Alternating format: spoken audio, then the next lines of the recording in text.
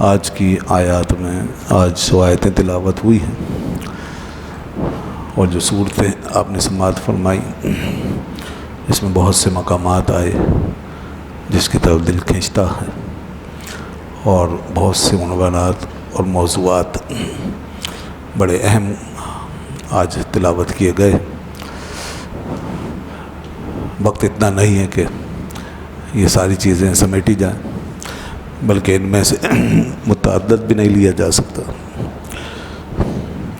وہ کہتے ہیں نا، کرشمہ دامن دل میں کشد کہ جا ایجاست، کہ جہاں جہاں نظر پڑ رہی ہے وہاں وہاں دل کر رہا ہے کہ گفتگو کی جائے۔ صحابہ کرام کی شان اللہ نے اپنے پیغمبر، اپنے محبوب صلی اللہ علیہ وسلم کے اصحاب کو جو عظمتیں عطا فرمائیں، جو مغفرتیں بخششیں، ان کا ذکر۔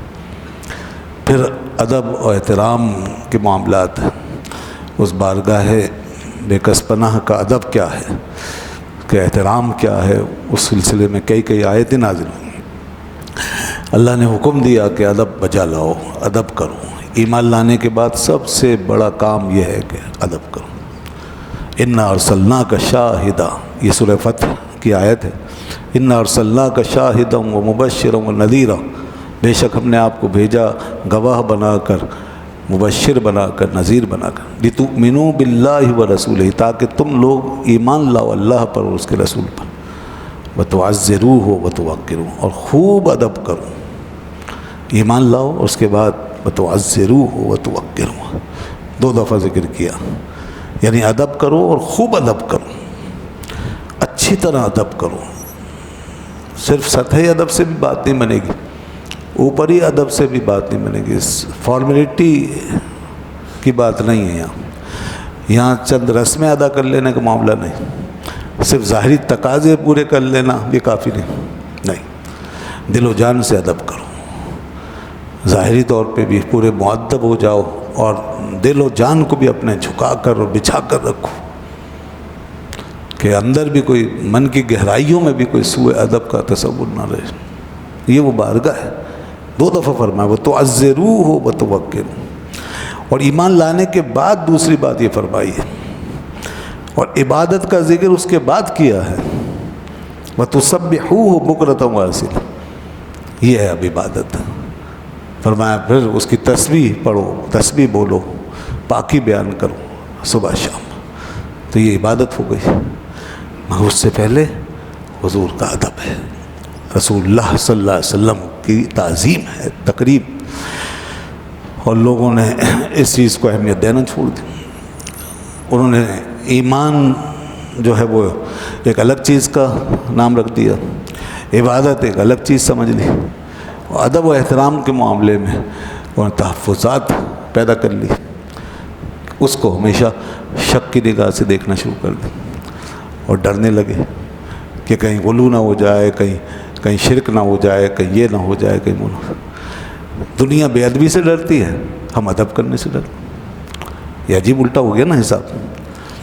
تو آدمی کھڑا ہو رہا ہے تو ڈر رہا ہے، ہاتھ باندھ رہا ہے تو ڈر رہا ہے، درود و سلام پیش کر رہا ہے تو ڈر رہا ہے، اور پوری قوم کو ڈرایا جا رہا ہے کہ بھئی احتیاط، یعنی بے ادبی سے ڈرانے کے بجائے ادب سے ڈرایا جا رہا ہے۔ اور یہ صورتحال جب ہم جاتے ہیں حاضری دینے، تو ایک زمانہ تھا کہ لوگ وہاں کے ادب سکھاتے تھے، صحابہ کرام کے زمانے سے لے کر یہ طریقہ اب تک چلا ہے۔ صدیق و فاروق رضی اللہ عنہما بھی جب لوگ آتے، باہر سے وفود آتے اور نئے نئے لوگ آتے، تو ان کو پہلے ادب سکھاتے ہیں کہ دیکھو کیسے جانا ہے، یہ بارگاہ ادب ہے، ادب گاہ زیر آسماں عرش نازک تر، بہت نازک مقام، لہذا کوئی بے ادبی نہ ہو جائے، تو ادب سکھاتے تھے۔ وہ ادب جو قرآن میں آیا، وہ جو انہوں نے خود سمجھا، تو پھر اس کے بعد ہمیشہ ہر دور میں یہ رہا، علماء اس کو بیان کرتے رہے، وہاں لوگ اس طرح استقبال کرتے رہے کہ بھئی مدینے میں آئے ہو، کس بارگاہ میں آئے ہو، ذرا خیال کرو اور دیکھو کہیں اعمال غارت نہ ہو جائیں، کوئی معمولی بے ادبی بھی تمہارا سب کچھ برباد کر سکتی ہے۔ اور اب جب انسان جاتا ہے تو ادب کرتا ہوا اگر جاتا ہے تو اس کو کہا جاتا ہے بھائی یہ کیوں کر. اگر آپ نے کہیں ہاتھ باندھ لیے تو بھائی یہ ہاتھ کیوں باندھ لیا آپ نے. اگر آپ کہیں رو رہے ہیں حضور کی محبت میں تو کہا جاتا ہے کیوں رو رہے ہیں, یہ کیوں رو رہے ہیں آپ بھائی, کس کے لیے رو رہے ہیں. عجیب معاملات ہیں. میں خود ابھی پچھلے سال جب حاضر ہوا, پچھلے سال, تو میرے ساتھ میرا بیٹا بھی تھا. تو بس وہاں پر جانے کے بعد آدمی کو رونا آتا ہے. تو رات کا وقت تھا, مسجد شریف بند ہونے کا وقت تھا, تو باہر ہی بیٹھ گئے صحن میں اور بیٹھ کے بس اپنے آقا کی خدمت میں ہم عرض و معروض کرنے لگے دل میں. صحن میں بیٹھے ہیں جہاں لوگ آ رہے جا رہے ہیں اور لوگ اپنے اپنے عقیدت محبت کا اظہار کر رہے ہیں. تو وہاں پہ جناب پیچھے پوری فورس لگ گئی, گاڑیاں آ گئی, کیا ہو رہا ہے جی, کیا ہو رہا ہے. وہ دیکھا جی یہ تو باقاعدہ متوجہ ہیں, وہ خشوع خضوع کا اظہار کر رہے ہیں. تو وہاں سے فتوے شروع ہو گئے, شیخ یا شیخ الخشوع للہ الخشوع للہ, یہ شروع ہو گئے. اللہ یاد آ گیا فوراً. جہاں بھی رسول اللہ کی بات ہوگی وہاں اللہ کو اس طرح یاد کیا جائے گا اور ایسے یاد دلایا جائے گا جیسے ہم رسول اللہ کی خدمت میں نہیں کسی اور کے پاس چلے گئے, اللہ سے دور ہو گئے. اس وقت اللہ یاد نہیں آتا جب یہودیوں کے قریب ہو رہی ہوتی ہے دنیا, اس وقت اللہ یاد نہیں آتا. اللہ اس وقت خدا کی مدد یاد نہیں آتی جب یہودیوں سے, غیروں سے, امریکیوں سے مدد مانگی جاتی ہے.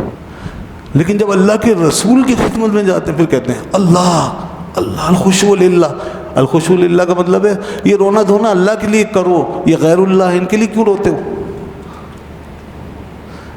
یہ عاجزی انکساری اللہ کے لیے کرو, ان کے لیے کیوں. یہ ہے باقاعدہ, یعنی کہ ہر چیز منع ہو گئی. رونا منع, خشوع منع, ادب منع. اللہ اکبر. ارے اگر ان کا ادب نہیں کیا تو پھر اللہ کا ادب کیسے ہوگا. جو حضور کے لیے نہیں پگھلا وہ اللہ کے لیے کیا پگھلے گا. دیکھیں وہ شخص جو خدا کے لیے پگھلتا تھا لیکن اللہ کے بندوں کو نہیں مانتا تھا, اس نے کتنا بڑا کام کیا, کتنا خطرناک کام کیا. خدا کے لیے پگھلنا, رونا دھونا کچھ کام نہیں آیا. اس کا نام تھا عبد الرحمن ابن ملجم. بہت اللہ والا بنتا تھا وہ. حضرت علی رضی اللہ عنہ کا کل ذکر ہوا, وہ بہت سی باتیں نہیں بیان ہوئی. یہ وہ شخص ہے جس نے سیدنا علی رضی اللہ عنہ کو شہید کیا. بڑا پکا نمازی, رونے دھونے والا اللہ کے.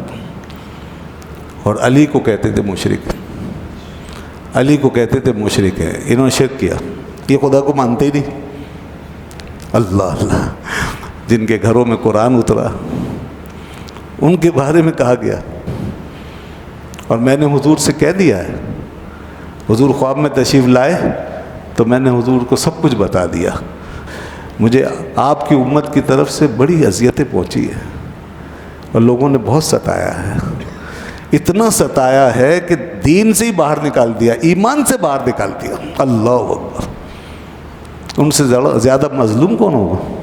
اب اس کانٹیکسٹ میں بات آ گئی تو میں عرض کر رہا ہوں کہ وہ شخص, یہ کس شخص کا کام تھا جس نے ان پہ وار کیا. وہ کوئی یہودی نہیں تھا, وہ عیسائی نہیں تھا, کوئی غیر مسلم نہیں تھا. وہ بڑا پکا نمازی تھا, وہ بڑا پکا توحید پرست تھا. اور ایسی توحید اس کی ایسی کہ اسے حضرت علی جیسی ہستی میں شرک نظر آیا. کیا توحید لے کر آیا تھا وہ بتائیے. اتنا بڑا توحید پرست تھا اور اس نے یہ کام کیا, مارا, قتل کیا, شہید کیا. آپ کو حضور نے پہلے ہی بتا دیا تھا سب سے زیادہ بدبخت شخص ہوگا. اور جب لوگوں نے اسے پکڑ لیا اور اس کے ہاتھ پیر کاٹے, لوگ بڑے تیش میں تھے, تو زبان تک جب پہنچے نا لوگ تو رونے لگا, تڑپنے لگا. انہوں نے کہا اتنا بے چین تو اس سے پہلے نہیں ہوا جتنا اب ہو رہا ہے جب ہم نے تیری زبان کو پکڑ کے کھینچا. کہا میری زبان کو کچھ نہ کرو, اسے چھوڑ دو, باقی تم میرے ٹکڑے ٹکڑے کر دو مگر اس زبان کو ٹچ مت کرو. کہا کیوں؟ کہا اس زبان سے میں اپنے اللہ کو یاد کرتا ہوں, اپنے اللہ کو یاد کرتا ہوں. سبحان اللہ. یہ کیسی شیرنی ہے جس میں زہر گھلا ہوا ہے. خدا کا ذکر ایسے کرتے اتنے خشوع سے مگر زہر گھلا ہوتا ہے. تو یہ سلسلے پرانے چلے آ رہے ہیں. یاد رکھنا اللہ اللہ کیے جانے سے اللہ نہ ملے، اللہ اللہ کیے جانے سے اللہ نہ ملے۔ اللہ والے ہیں جو اللہ سے ملا دیتے ہیں۔ جب تک یہاں آ کر کے نہیں پڑھو گے اور ان بارگاہوں میں نہیں جھکو گے اور یہاں خشوع و خضوع نہیں سیکھو گے اور آداب نہیں سیکھو گے تو خدا تک کیسے پہنچو گے؟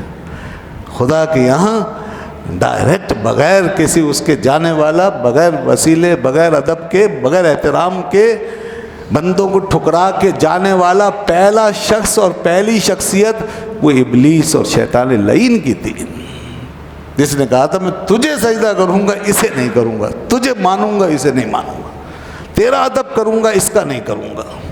یہ بندوں میں سے ایک بندہ ہے، اس کو کیوں مانوں؟ اللہ نے فرمایا اگر تو اسے نہیں مانے گا تو پھر تیرا ہمارا ماننا بھی بیکار جائے گا، کسی کام نہیں آئے گا، پھر تو کچھ بھی کرتا رہے، وہ سب مردود ہو گیا۔ اس لیے یہاں دیکھیے ایمان کے بعد اللہ نے یہ نہیں فرمایا کہ بس لگ جاؤ نمازوں میں، نہیں، پہلے ادھر آؤ، پہلے اس بارگاہ کے آداب بچا لاؤ اور خوب اچھی طرح وَتُعَزِّرُوهُ وَتُوَقِّرُوهُ، خوب ادب بجا لاؤ، احترام کے ساتھ پیش ہو۔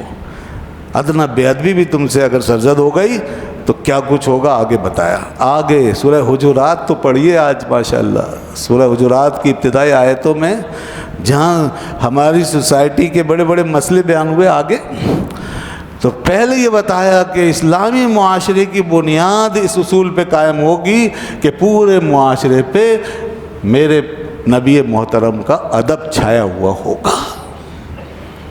تمہاری مسجدوں میں نہیں، پورے تمہارے وجود پر، تمہارے معاشرے پہ، تمہارے معاملات پہ ادب چھایا ہوگا۔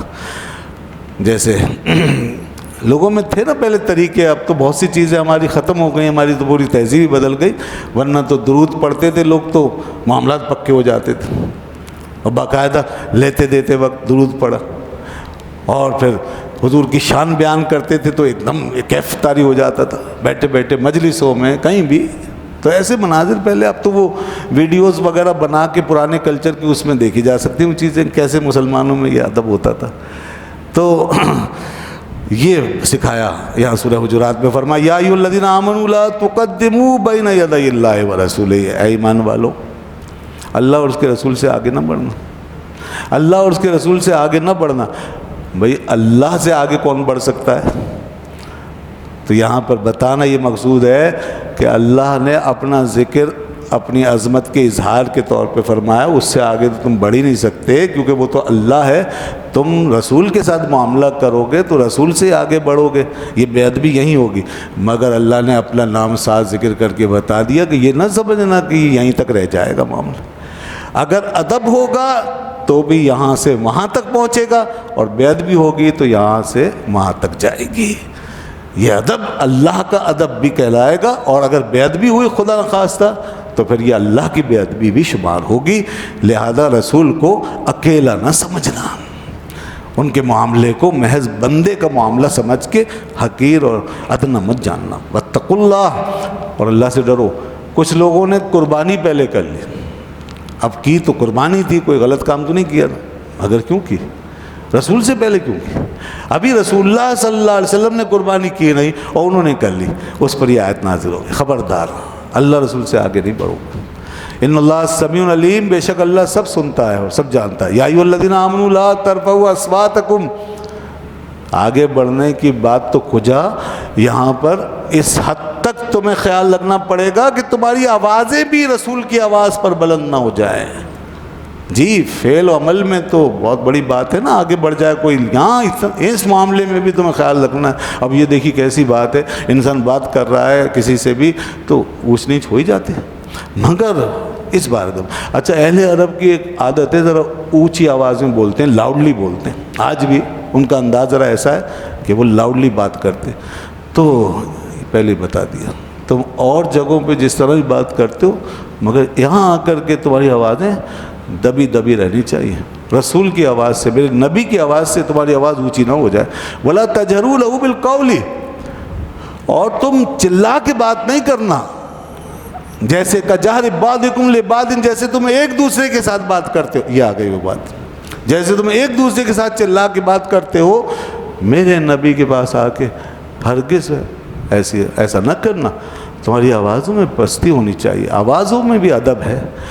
ان تحبط اعمالکم، اور اگر تم نے یہ ادب ملحوظ نہ رکھا اور تم سے بے ادبی ہوئی تو تمہارے اعمال برباد ہو جائیں گے. اعمال برباد ہو جائیں گے جناب.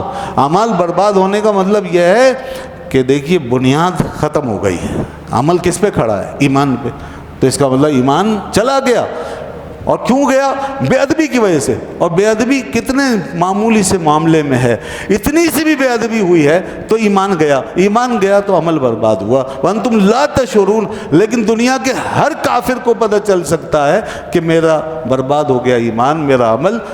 مگر جو رسول اللہ کا بے ادب ہو کے کافر بنتا ہے نا، اور جو ادھر منافق ہوتا ہے، اس کو پتہ ہی نہیں چلتا کہ اس کا عمل برباد ہو گیا. اللہ فرماتا تمہیں پتہ بھی نہیں چلے گا اور تم ہمیشہ دھوکے میں پڑے رہو گے. جب مرو گے تو پتہ چلے گا تم نے کیا کھویا اور کیا پایا. اتنا خطرناک معاملہ ہے. بے ادبی جو ہے وہ ہو جاتی ہے اور انسان کو پتہ نہیں چلتا کہ مجھ سے یہ کام ہو گیا. اسی لیے انسان ادب سیکھے اور اہل ادب میں بیٹھو. بادب لوگوں میں بیٹھو گے تو بادب بنو گے. جی ہاں.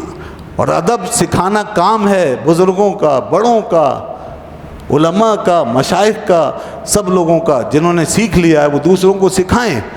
حضرت علی رضی اللہ عنہ کی بات مجھے پھر یاد آئی کہ ان کے بارے میں آتا ہے حدیث میں کہ کانا علی رضی اللہ عنہ یعلم اصحابہ الادب، کہ آپ اپنے اصحاب کو، ساتھیوں کو ادب سکھاتے تھے، ادب کی تعلیم دیتے تھے.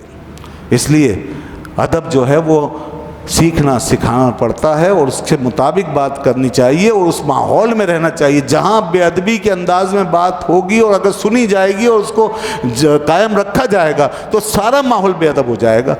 مولانا روم فرماتے تھے از خدا خواہم توفیق ادب، بے ادب محروم مانت از فضل رب. ہم خدا سے توفیق ادب مانگتے ہیں کیونکہ بے ادب اللہ کے فضل سے محروم ہو جاتا ہے، وہ خدا کا فضل نہیں پاتا.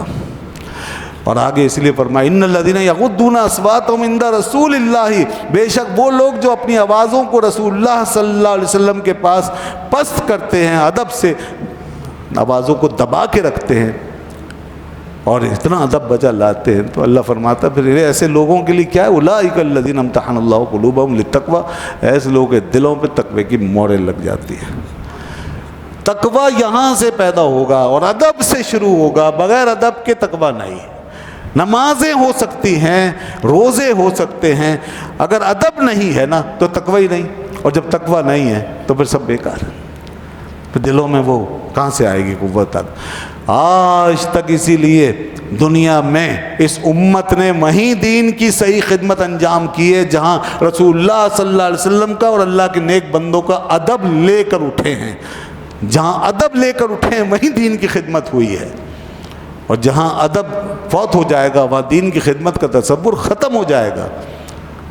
یہ یاد رکھیے گا. اور ادب حضور کا ادب، صحابہ کا ادب، اہل بیت کا ادب. اس لیے جب تک ہمارے اندر ادب رہے گا توقع رکھیے کہ دین انشاءاللہ دین پر آنچ بھی نہیں آئے گی اور دین کے لیے مسلمان مر مٹے گا. جی ہاں، جب تک ادب رہے گا. اور جب ادب فوت ہو جائے گا تو سمجھ لیں کہ اس قوم سے کوئی توقع مت رکھے، دین گیا. پھر یہود اس وقت تباہ ہو گئے جب انہوں نے ادب فوت کیا، اس وقت ماضی میں ہم سے پہلے. اور جب تک ادب رکھا برقرار، مولانا روم رحمۃ اللہ علیہ فرماتے ایمان کی توفیق بھی اللہ نے ان یہود کو عطا فرمائی جو رسول اللہ صلی اللہ علیہ وسلم کا نام اپنی کتاب میں پڑھتے تو ایسے کر کے چوم لیا کرتے تھے. جی ہاں، جو حضور کا نام چومتے، حضور کے نام کا وسیلہ پیش کرتے اور جو حضور کے نام کا ادب کرتے. اور اس امت میں جب کسی نے ادب فوت کیا، اس امت کے اندر کچھ ایسے لوگ ہوئے نا منافق ٹائپ، تو ان پہ کفر کی مہر لگ گئی اور پھر ساری زندگی وہ ایمان نہیں لا سکے. یہ ہوتا رہا ہے. ادب بہت اہم چیز ہے. اور اگر انسان نے کچھ نہیں کیا تو اللہ کی بارگاہ میں کم از کم ادب لے جائے. انشاءاللہ یہ ادب کام آ جائے گا. اگر ادب نکل جائے گا تو سب کچھ ختم. جب یہ آیتیں نازل ہوئیں تو ایک صاحب تھے، ان پر بجلی بن کر گر گئی. یہ آیتوں کا جلال اور اس کے معنی مفہوم. وہ تھے حضرت ثابت بن قیس بن شماس رضی اللہ عنہ. ان پہ بجلیاں ٹوٹ گئیں. کیوں؟ اس لیے کہ وہ کم سنتے تھے، اونچا سنتے تھے اور زیادہ زور سے بولتے تھے، اور یہ آیت اتر گئی۔ انہوں نے کہا یہ تو میرے بارے میں اتر گیا، یہ تو میرے بارے میں اتر گیا، میں کیا انت حبط اعمالہم، میرے عمل برباد ہو گئے۔ جناب اب ان کا حال یہ ہوا، یہ سوچ کر کے وہ وہاں سے گئے، اور پھر گھر جا کر جو انہوں نے رونا شروع کیا ہے، تو بس اب ہر وقت روتے رہے، ہر وقت روتے رہے، کھانا پینا سب بھول گئے۔ کہا میں تو برباد ہو گیا، میں تو دوزخی ہو گیا، میں جہنمی ہو گیا، کیونکہ میں ہی اونچی آواز میں، سب سے اونچی آواز میں بات کرتا تھا، اور اللہ نے قرآن میں فرما دیا تمہارے عمل برباد ہو جائیں گے۔ وہ رونے لگے، نکلنا چھوڑ دیا۔ کچھ دن گزرے تو رحمت عالم صلی اللہ علیہ وسلم نے پوچھا حضرت معاذ سے، جو ان کے پڑوسی تھے، معاذ ثابت نہیں آ رہے، کیا بات ہے؟ کئی دن ہوئے ثابت کو ہم نے نہیں دیکھا۔ حضور ہر ایک کی خبر رکھتے تھے، نمازوں میں سب کی خبر رکھتے تھے، جب کوئی نہیں آتا تھا تو ظاہر ہے کہ رحمت سے دور جا رہے ہیں نا، سعادت سے دور۔ حضور سے قریب ہونے کی کتنی بڑی سعادت تھی، حضور خود بلا بلا کے سعادت سے نوازتے تھے۔ ثابت نہیں نظر آتے، کیا بیمار ہو گئے؟ انہوں نے کہا یا رسول اللہ وہ میرے پڑوسی ہے، مجھے نہیں معلوم کہ کیا ہوا، بیماری کی خبر تو میں نے نہیں سنی، لیکن میں معلوم کروں گا کہ کیا وجہ۔ تو گئے، جا کے ان کے گھر سے حوال معلوم کیا تو پتہ چلا وہ تو اس حال میں تو رو رہے ہیں اور ایک ہی بات کر رہے ہیں، میں تو جہنمی ہو گیا، میں تو برباد ہو گیا۔ یہ بات انہوں نے آ کر حضور سے عرض کی اور بتایا کہ یا رسول اللہ ثابت کا تو عجیب حال ہو گیا، اور وہ تو روئے جا رہے ہیں اور اس طرح کی باتیں کر رہے ہیں، اور کہہ رہے ہیں میری آواز اونچی ہو گئی، میرے بارے میں قرآن اتر گیا، میں تو بے ادب ہو گیا۔ تو حضور نے سنتے ہی فرمایا نہیں جاؤ ثابت سے کہو وہ جہنمی نہیں، وہ جنتی ہے، جاؤ جا کے کہو، اور انہیں بلا کے لاؤ۔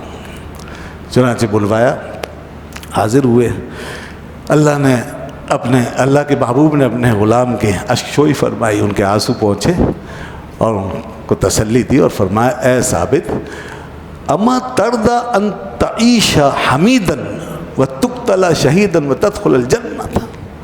اے ثابت کیا تم اس بات پہ راضی نہیں ہو کہ جب تک زندہ رہو ایسی زندگی گزارو گے کہ سب تعریف کریں گے، اچھی زندگی گزارو گے، اور جب دنیا سے جاؤ گے تو شہید ہو کر جاؤ گے، یہی بتا دیا۔ اور کیا تم اس پہ راضی نہیں ہو کہ اللہ تعالیٰ تمہیں جنت میں داخل فرمائے گا؟ میں کہا یا رسول اللہ میں کیوں نہیں راضی، میں بالکل راضی ہوں، اللہ رسول کی اس خوشخبری پہ میں راضی ہوں۔ لوگ کہتے ہیں جب تک زندہ رہے لوگ ان کی طرف دیکھتے اور کہتے ہیں ہم ایک جنتی کو دیکھ رہے ہیں، جنتی کو دیکھ رہے ہیں، جنتی جا رہا ہے۔ یہ دیکھیں فرمایا تھا نا جب تک زندہ رہو گے تعریف ہوتی رہے گی، اور حضور کی نظر دیکھیں نا لوگوں کے احوال پہ کہ آگے تک سب بتا دیا تھا اور ویسے ہی ہوتا چلا گیا۔ پھر اس کے بعد یمامہ کی لڑائی میں وہ شہید ہو گئے۔ اور کیسے شہید ہوئے؟ وہ لڑ رہے تھے، ساتھ میں ان کے ایک اور تھے سالم، یہ دونوں ساتھ ساتھ آگے بڑھ رہے تھے، لیکن انہوں نے دیکھا کہ کچھ کمزوری نظر آنے لگی مسلمانوں کی صفوں میں، بڑی تشویش ہوئی۔ دونوں نے رک کر کے آپس میں مشورہ کیا، کہا حضرت ثابت نے کہا سالم ہم رسول اللہ کے ساتھ جب لڑتے تھے تو اس طرح ہمارے اندر کبھی کمزوری پیدا نہیں ہوتی تھی، آج میں دیکھ رہا ہوں کہ ہم کچھ ہلکے پڑ گئے۔ میں نے کہا یہ کیا بات ہے؟ تو پھر قسم کھاؤ اب پیچھے نہیں ہٹیں گے، آگے بڑھو۔ دونوں نے عہد کیا، قسم اٹھائی اور گھس گئے دشمن کی صف میں۔ حضرت ثابت ایسے گئے کہ پھر واپس نہیں آئے، شہید ہو گئے، اور بہت بہادری سے لڑے، شہید ہو گئے۔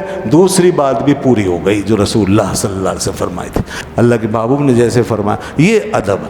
اور جو کچھ آواز کے حوالے سے انہیں خوف لاحق ہوا تو عذر تھا ان کا، آواز اونچی ہو جاتی، کم سنتے تھے اس لیے آواز اونچی ہو جاتی، مگر اصحاب نے پھر کیسی پابندی کی، لوگ اپنے منہ میں چھوٹے چھوٹے پتھر رکھ لیتے تھے کہیں غلطی سے بھی آواز اونچی نہ ہو جائے۔ اور حضرت شیخین کریمین کا حال یہ کہ رسول اللہ صلی اللہ علیہ وسلم ان سے بار بار فرماتے بھئی کیا کہتے ہو، ذرا اونچا بولو۔ وہ اتنا ڈرتے تھے کہ کہیں ایسا نہ ہو آواز اونچی ہو جائے اور ہماری بے ادبی ہو جائے۔ اتنا ادب، اتنا ادب، یہ ادب ہے جناب اس بارگاہ کا۔ اور آج بھی اسی طرح جب جائیں تو ادب بچا لائیں، اور خدا کے واسطے یہ موبائلوں وغیرہ کے چکر میں نہ پڑا کریں۔ اس بارگاہ میں جا کر کے موبائل گھمانا اور وہاں بیٹھ کے وہ تصویریں بنانا اور پیچھے سے رابطے رکھنا اور ساری توجہ ادھر ادھر پھیرنا، یہ بڑی بے ادبی کر رہے ہیں ہم لوگ، بڑے محروم ہیں ہم لوگ ہیں جب ہماری توجہ خود اس طرف نہیں ہے تو انہیں کیا ضرورت پڑی ہے کہ ہماری طرف دیکھیں؟ اگر ان کی توجہ چاہیے تو پھر اپنی توجہ لگانی پڑے گی اور یہ چیزیں بند کریں۔ موبائلوں کی گھنٹیاں بجنا بھی بے ادبی ہے، جہاں آوازیں نکالنا منع ہے، بلند آواز میں گھنٹیاں بجنا، اور وہ بھی ایسی میوزیکل قسم کی گھنٹیاں، بیل وہاں روضہ پاک پہ بجانا اور اس میں بیل آنا، فون آنا، یہ بڑی بے ادبی ہے۔ بھول جائیں ساری چیزیں جب وہاں پہنچیں اور صرف کنسنٹریٹ کریں، اپنے آپ کو پوری طرح حاضر کر کے روئیں دھوئیں، معافی مانگیں اور رسول اللہ سے اپنی شفاعت کا سوال کریں۔ یقین جانیں کہ ایسی بارگاہ ہے کہ اگر کسی کا آنسو وہاں بہہ جائے تو رسول پاک صلی اللہ علیہ وسلم اس کو ضائع نہیں ہونے دیں گے۔ وہ رحمت للعالمین ہیں، اللہ نے خود فرمایا ان کے پاس آ جایا کرو، میں نے یہ دروازہ بنائی ایسا ہے۔ یعنی منافقوں کے لیے جب اللہ نے فرمایا اگر یہ 70 مرتبہ بھی ہے پیارے تو ان کے لیے استغفار کرے گا، منافقوں کے لیے تو اللہ انہیں نہیں بخشے گا۔ 70 مرتبہ بھی اگر تم ان کے لیے استغفار کرو گے تو حضور کی رحمت کا غلبہ دیکھیں، ایسی ازراہ رحمت فرمانے لگے۔ حالانکہ بات کا مطلب واضح تھا کہ ان کی بخشش نہیں ہوگی، مگر حضور کی رحمت کا انداز یہ تھا، فرمانے لگے میں 70 سے زیادہ دفعہ مانگ لوں گا۔ اللہ نے 70 مرتبہ فرمایا ہے، میں 70 سے زیادہ مرتبہ مانگ لوں گا۔ یعنی اگر یہ واقعی قید ہو کہ 70 مرتبہ تک تو نہیں ہوگی بخشش، 70 سے اوپر ہو سکتی ہے، تو حضور نے گویا اس کا ویسے ہی فرض کر کے اپنی طرف سے فرض کر کے اعلان کر دیا کہ اگر ایسا ہوتا تو میں 70 سے زیادہ مرتبہ استغفار کر کے ان کو بخشوا دیتا۔ حالانکہ وہ بخشنے کے قابل نہیں تھے جیسے اللہ نے فرما دیا، مگر حضور کی رحمت کا یہ عالم ہے، وہ تو چاہتے ہیں کہ کوئی جہنم میں نہ جانے پائے۔ اللہ نے بنائے ایسا کرے، وہی رب ہے جس نے تجھ کو ہمتن کرم بنایا، ہمیں بھیک مانگنے کو تیرا آستہ بتایا، تجھے حمد ہے خدایا،